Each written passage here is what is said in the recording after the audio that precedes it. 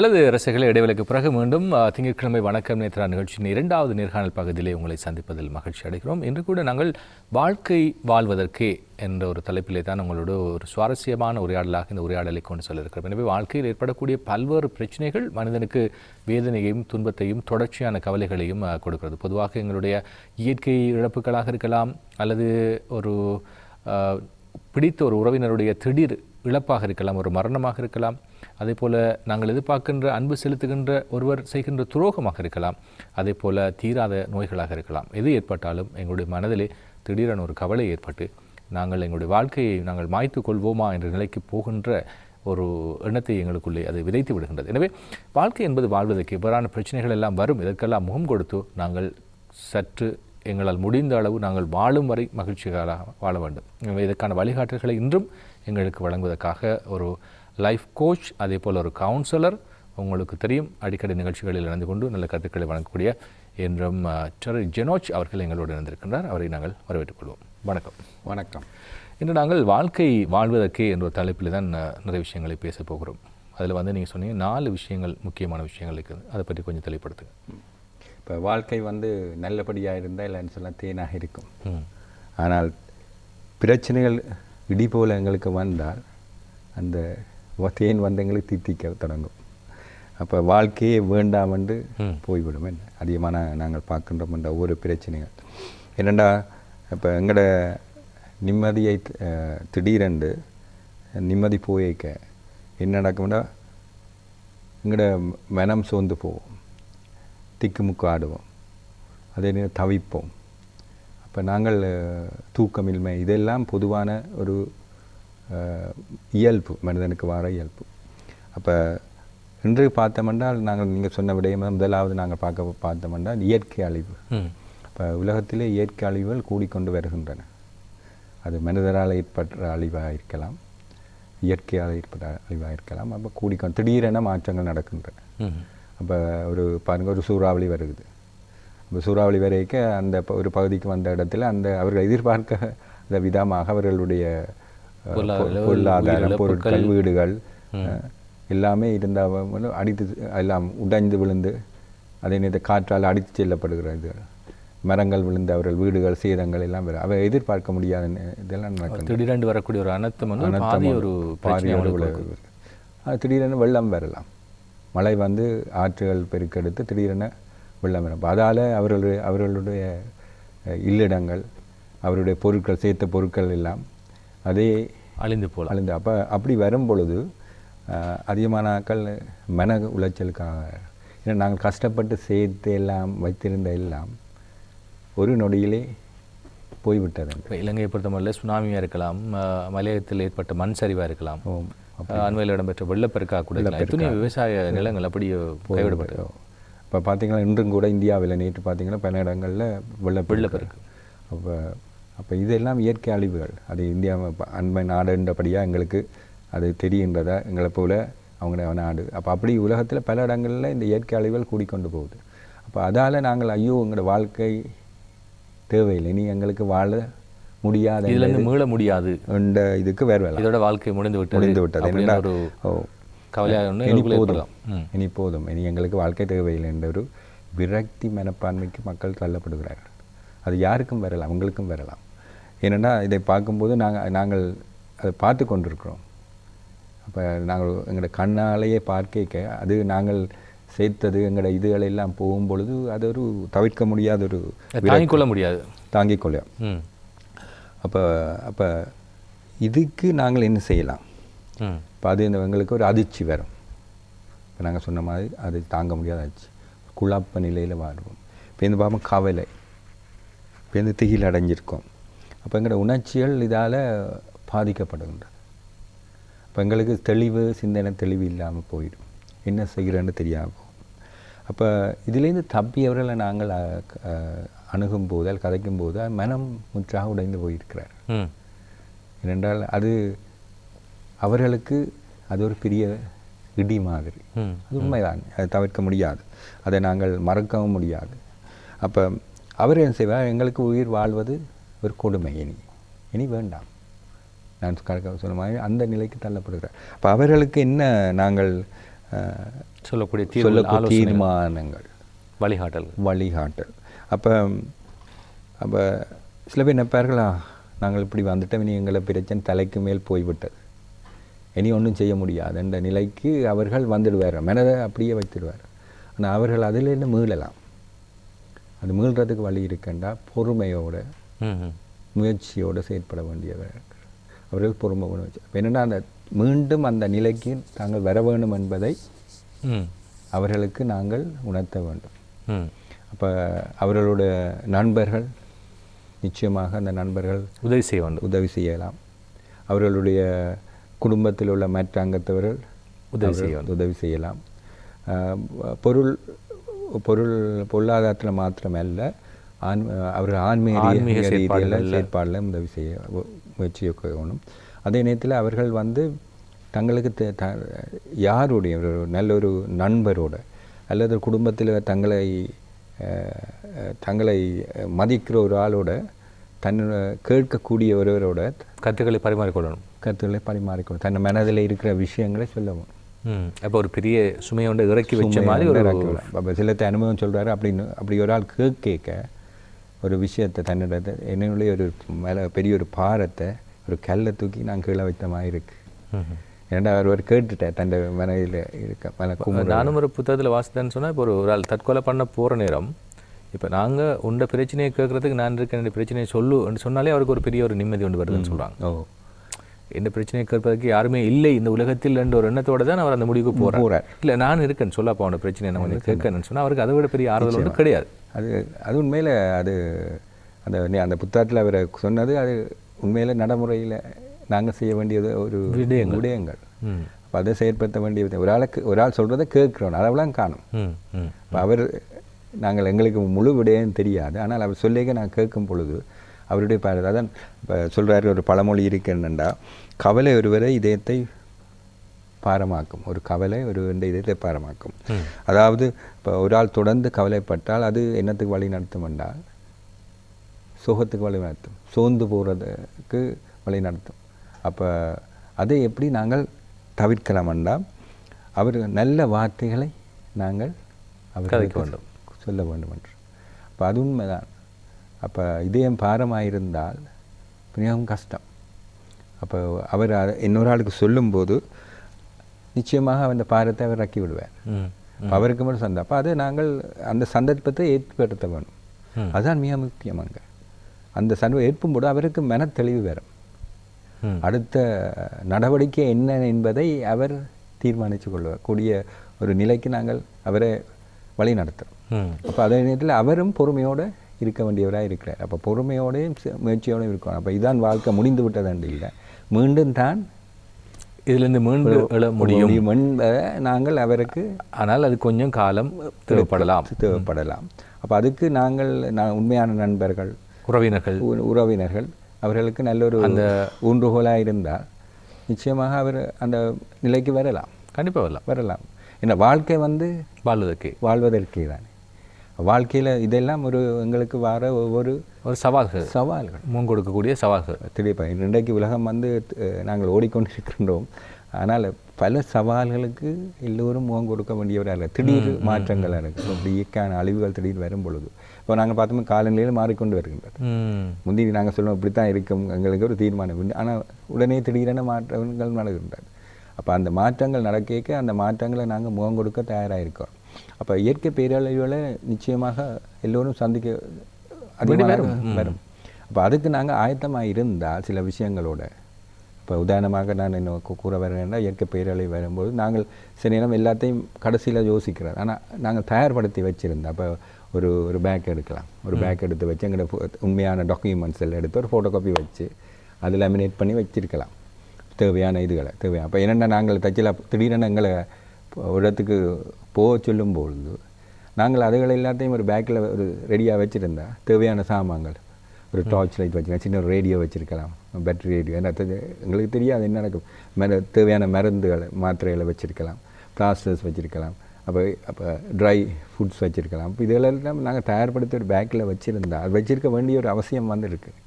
நாங்கள் திடீரென அந்த இடத்துலேருந்து போச்சோன்னா ஒரு மணி நேரம் நான் போகணும்னா நிச்சயமாக அது அந்த பேக்கில் உண்மையான எல்லாம் தேவையான டாக்குமெண்ட்ஸ்க்கு நான் விட்டுட்டு தான் போகணும் மெட்டதில் எல்லாத்தையும் கொண்டு போக முடியாது. அப்போ நாங்கள் தேவையான உலகத்தையும் ஒரு நாளைக்கு நாங்கள் விட்டுட்டு தான் போகணும். சரி, அதே போல் இந்த உறவுகளுடைய இழப்புகளை பற்றி நாங்கள் சொல்கின்ற போது அதனால் வரக்கூடிய கவலைகளிலிருந்து எவ்வாறு நாங்கள் எங்களை மீண்டு கொள்ளலாம்?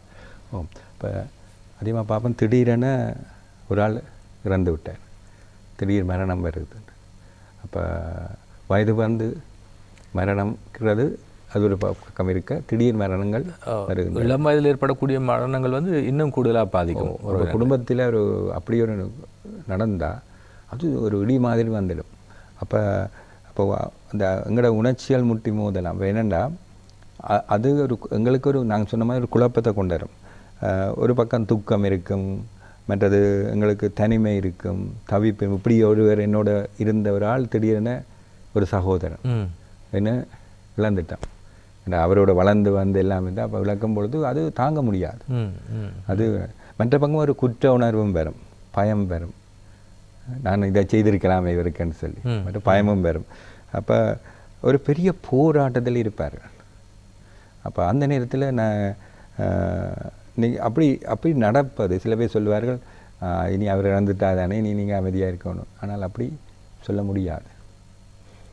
ஏன்னா அவங்களுக்குள்ளே தான் தெரியும் எவ்வாறான உணவு இருந்தது, உணர்வு, தொடர்பு, அந்யோன்யம் இருந்தது, எவ்வளவு புரிதல் இருந்தது என்பது அவங்களுக்கு தான் தெரியும். என்னடா அப்படி அந்நியமாக இருந்தவர்கள் தான் இப்படியான நிலைக்கு தள்ளப்படுவார்கள். அது இப்படி நினைப்பது, இப்படி நடப்பது நினைப்பது இயல்பு.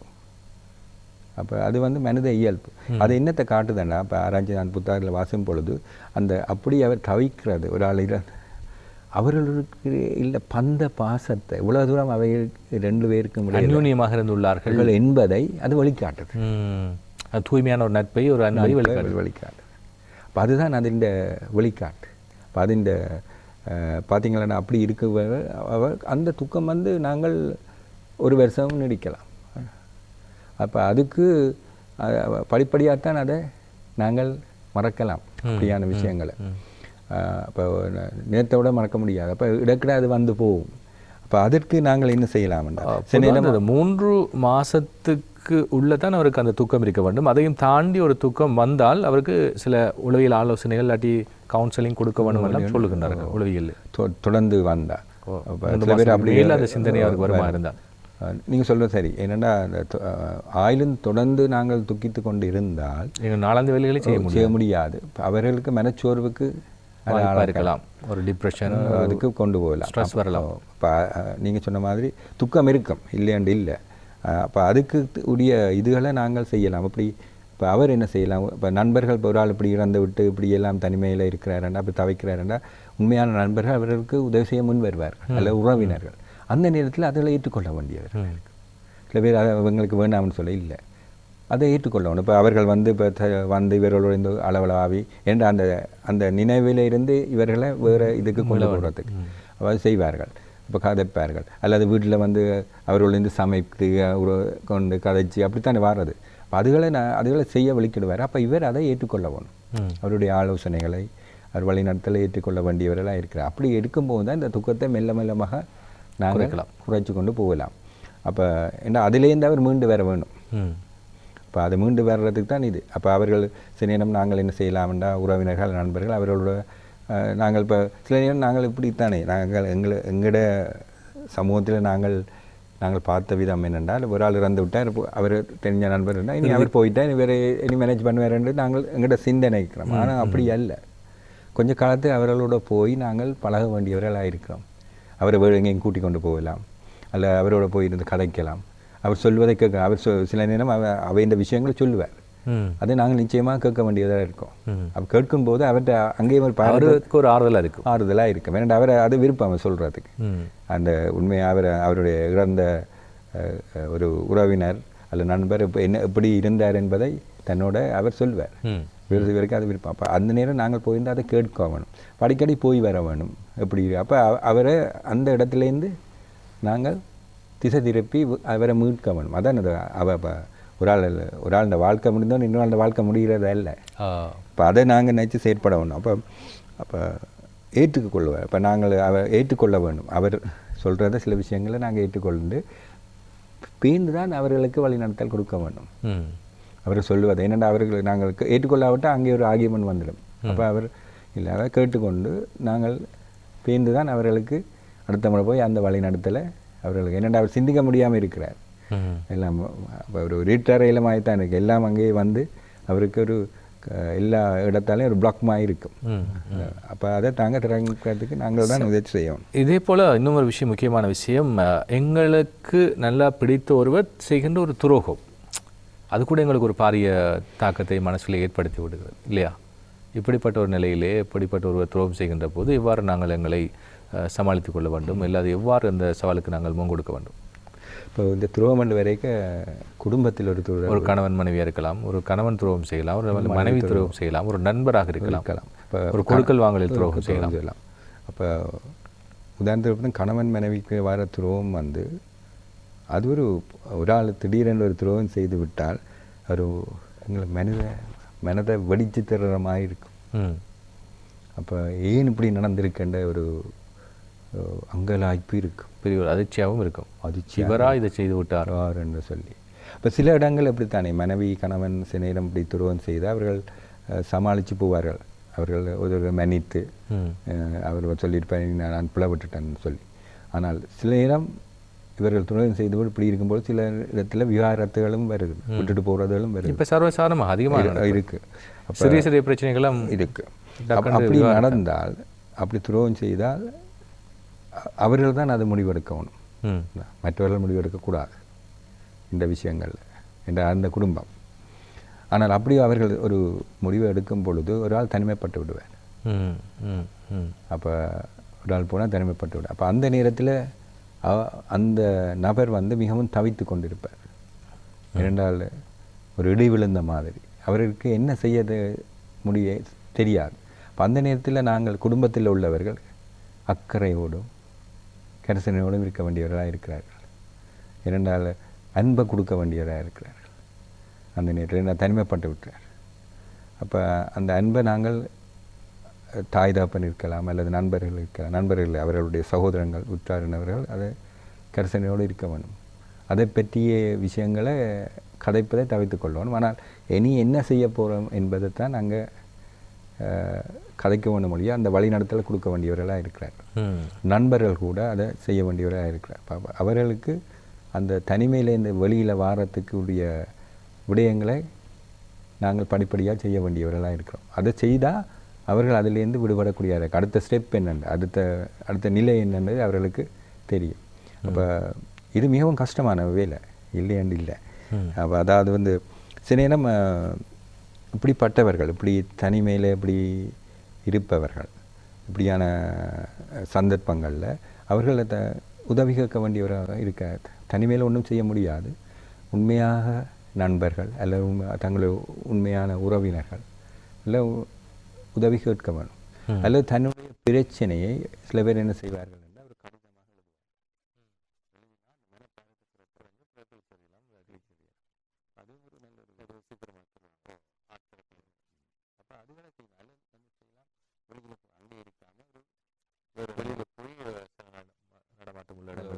கதைக்கிறது, அப்போ அங்கே கூட பயணம் போகிறது திருப்பவன் அந்த மனநிலையை மாற்ற வேண்டும். அதுதான் முக்கியமான அவங்க சூழ்நிலை எப்படி இருந்தாங்க அவங்க படிப்பாகத்தான் மாறும். ஆனால் அதை மாற்ற வேண்டும். இப்போ தனிமையில் இருக்கக்குள்ளே அந்த யோசனைகள் திரும்ப வந்து கொண்டே இருக்கும் இல்லையா? இருக்கும், அடிக்கடி வரும். ஏன்னா அந்த சிந்தனைகள் வந்து கொண்டே இருக்கு. அப்போ அவை சிந்தனைகள் அவர்கள் தான் தீர்மானிக்கும். சரி, நாங்கள் விளையாடம் இங்கே இருந்து நாங்கள் அதில் வேறு எங்கேயும் விருப்பமாக போய் இனி என்ற அந்த நினைவுகள்லேருந்து மீண்டு வர்றதுக்கு அதுகளெல்லாம் அவர்கள் தீர்மானிக்க வேண்டும். அப்போ அவர்களுக்கு வழிநடத்தல் செய்ய வேண்டியவர் நண்பர்கள், நல்ல நண்பர்கள், அவர்களை செவிமடிக்கக்கூடிய நண்பர்கள், அதே நேரத்தில் அவருடைய உடன்பிறப்புகள், இதுகள் அவர்கள் இந்த உதவி நிச்சயமாக தேவை. அதை அவர்கள் ஏற்றுக்கொள்வாங்க. அதை ஏற்றுக்கொண்டால் நிச்சயமாக அவர்கள் அதிலேருந்து வெளியில் வரலாம். அதே போல் இப்போ இருக்கின்ற இன்னொரு விஷயம்தான் இந்த தீராத நோய்கள். இப்போது பார்த்தா புற்றுநோயாக இருக்கலாம், அல்லது கிட்னி டிசீஸ் அதுவாக இருக்கலாம், அல்லது எத்தனையோ நோய்கள் இப்போ ஒரு உயிரை ஆபத்தை ஏற்படுத்தக்கூடிய நோய்கள் சொல்லுகின்ற போது அது கூட சிலருக்கு அந்த நோயை யோசித்தே அவர்கள் கவலைப்பட்டு தங்களை அழித்துக் கொள்கின்ற ஒரு நிலைமை காணப்படுகிறது. இவர்களுக்கு என்ன வகையான ஆலோசனைகள் நாங்கள் சொல்லலாம்? இப்போ நீங்கள் சொன்ன மாதிரி கிட்னி நோய் இருக்கலாம், அல்லது புற்றுநோய்கள். இப்போ இதுகள் வந்து நிச்சயமாக மனிதனை எல்லோரையும் பாதிக்கிறது. ஏன்னா நீங்கள் நிறைய நோயாளிகளை சந்திச்சிருப்பீங்க, உங்களுக்கு ஆலோசனைகளை சொல்லியிருப்பீங்க. உங்களோட அனுபவத்தினூடாக அதை சொல்லுகின்ற போது இன்னும் பயனுள்ளதாக இருக்கும். இப்போ இவர்கள் என்னென்னா அதிகமாக இப்படியான நோய்க்கு ஆங்கில டெர்மினல் இல்னஸ்ன்னு சொல்லுவாங்க. அப்போ இப்படியப்பட்டவர்கள் வந்து மிகவும் தவித்து கொண்டிருப்பார்கள். அவர்கள் யோசித்து கொண்டே இருப்பார்கள். இனி டாக்டரை காண போடைக்கையும் அவரே சொல்வார், எங்களுக்கு பயமாக இருக்குது, அடுத்தது என்ன செய்ய போகிறாருன்னு. அந்த மற்றது மாத்திரைகளை பாவிக்கையும் அவர் சிந்தனை என்னென்னா இந்த பக்க விளைவுகள் என்ன என்று அன்றைக்கு ஆக்களுக்கு நாலேஜ் இருக்குது, இன்றைக்கு அறிவு இருக்குது. இப்போ அதுகளை பற்றி கதைப்பார்கள் மற்றவர்கள், பக்க விளைவு என்ன, அடுத்தது எனக்கு என்ன நடக்கப் போகுது என்பதை அவர்கள் நிச்சயமாக சிந்திப்பார்கள். இப்படி சொல்லியிருக்கிறார்கள். உதாரணமாக புற்றுநோயில் பாதிக்கப்பட்டவர்கள், இளமான ஆக்கள். இப்போ அவர்களுக்கு இந்த வாழ்க்கை வந்து என்ன அடுத்த நிலை என்பது ஒரு கேள்விக்குறி. என்ன அதிகமாக புற்றுநோயால் வாரவர்கள் கொஞ்சம் காலம் தான் இருப்பார்கள் என்று அவர்களுக்கு தெரியும். ஆனால் அப்போ என்ன அறிஞ்சிருக்கிறார்கள். ஆனால் தங்களுக்கு இப்படி வந்த உடனே இது என்ன, இனி நான் இருப்பேனா என்ற ஒரு நிலைக்கு அவர்கள் விரக்தி அடைஞ்சிருக்கிறார்கள், மனச்சோர்வு இருக்கிறார்கள். அப்போ அவர்களோட தூக்கமும் கெட்டு போகுது. ஏன்னா அங்கே எடுக்கிற மாத்திரைகள் அதுகளெல்லாம் அந்த பக்க விளைவுகளை ஏற்படுத்தும். இப்போ அவர்களுக்கு நாங்கள் தோள் கொடுக்க வேணும், ஆறுதலாக இருக்க வேண்டும், தோள் கொடுக்க வேணும். அவர்கள் சொல்வதை நிச்சயமாக கேட்க வேண்டும். அவங்களுடைய கடமைகளை சரியாக செய்யணும், தன்னம்பிக்கை ஊட்டக்கூடிய கருத்துக்களை சொல்லணும். இப்போ நீங்கள் பார்த்தீங்கன்னா சில பேர் வந்து கதைப்பார்கள். அவர்களுக்கு யாருடையும் தங்களுடைய பிரச்சனையை கதைக்க விருப்பம். அது வந்து இறைவன் கையில் தான் இருக்குது. நோயோட குணப்படுத்துறது இல்லாட்டி ஆயுள் வந்து நீட்டுறது எல்லாம் வந்து இறைவன் நாடு. சில 6 மாதம் தான் வாழ்வார்ன்றது, 6 வருஷம் வாழ்ந்தவர்களும் இருக்கிறார். எனவே நாங்கள் யோசிக்கிற இந்த 6 மாதத்தில் நாங்கள் இருந்து போயிடுவோம் பயத்தில் அந்த வேண்டிய காலத்தை கூட நாங்கள் மகிழ்ச்சிகரமாக வாழ மாட்டோம். நிச்சயமாக. ஏன்னா நாங்கள் அங்கலாய்ச்சி கொண்டிருப்போம். அப்போ உண்மையில் அப்படி செய்யும் பொழுது உண்மையில் எங்களோட மாத்திரைகள் கூட பயனில்லாமல் போயிடும். இப்போ அப்படி அந்த ஆராய்ச்சியில் சொல்கிறார்கள். எங்களோட மனதை நாங்கள் தெளிவாக இருக்கணும், மனதை நாங்கள் சரியான முறையில் வச்சுருக்கணும். இப்போ அதுக்கு என்ன செய்யலாம், நல்ல மியூசிக் இருக்குது, அதுகளை நான் கேட்கலாம், நல்ல ஆலோசனையில் மற்றவர்களை கேட்கலாம். மற்றவர்களும் அதுக்கு தோள் கொடுக்க வேணும்.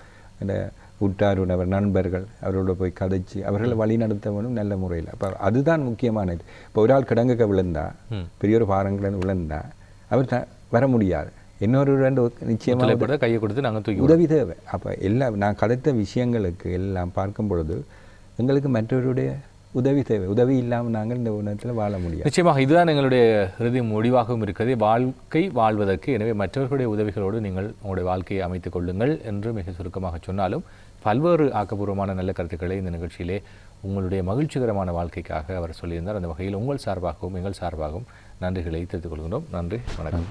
நல்ல ரசிகர்கள், இந்த நிகழ்ச்சியில் இடம்பெற்ற 2 உரையாடல் பகுதிகள், அதே போல் ஏற்கனவே தலைப்பில் இடம்பெற்ற அந்த கருத்துப்பகுதிகள் எல்லாம் உங்களுக்கு பயன்பெறக்கூடியதாக அமைந்திருக்கும் என்ற நம்பிக்கையோடு நிகழ்ச்சியின் தலைப்பாளர் சசிகாந்தோடு துணை உத்தியோகத்தர்கள், கேமரா உத்தியோகத்தர்கள், ஒப்பனை கலைஞர்கள் அனைவருக்கும் நன்றிகளை தெரிவித்துக் கொண்டு நிகழ்ச்சியிலிருந்து நானும் விடைபெற்றுக் கொள்கின்றேன். மற்றும் ஒரு நிகழ்ச்சிகளை சந்திக்கலாம். நன்றி, வணக்கம்.